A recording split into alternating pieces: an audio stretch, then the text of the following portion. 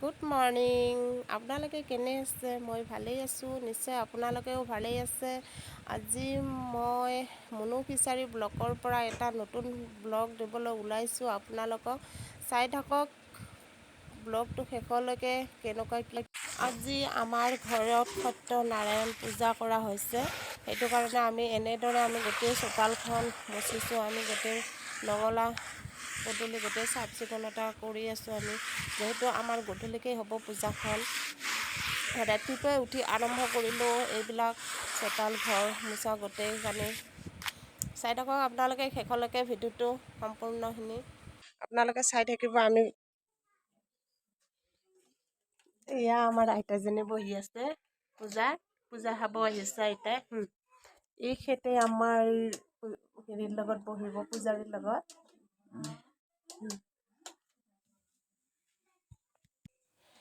দেউতা আৰু পূজাৰীয়ে এনেদৰে গাখীৰ, কল, গুৰ, মিঠাই দি এনেদৰে ক্ষীৰ বনোৱা হৈছে। এইটো ভোগ হয়, ভোগ দিব ৰাইজ সকলক। এনেদৰে পূজাৰো আৰম্ভ কৰি আছে, পূজাৰ যা যোগাৰ কৰি আছে। গোটেইখিনি যিমানখিনি লাগে পূজাৰীক গোটেইখিনি কৰি আছে বৰ্তমানতে।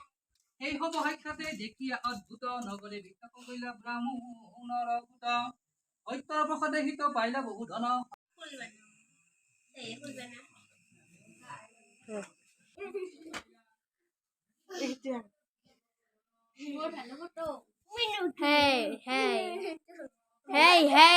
বাইট দেখি আহিছো আমি বাইট দেখি আহিছো। এইজনী ছোৱালী লুকিয়ে থাকে,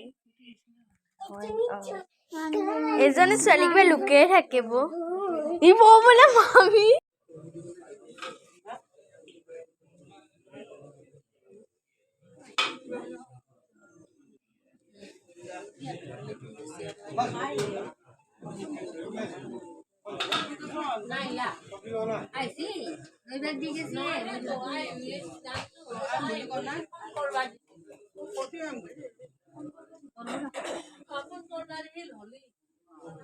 যিহেতু মোৰ গাঁৱৰ মানুহবিলাক আহি আছে, গোটেইবিলাক মানুহক চাহ তামোল দি আছোঁ মই, সেইটো কাৰণে বেছি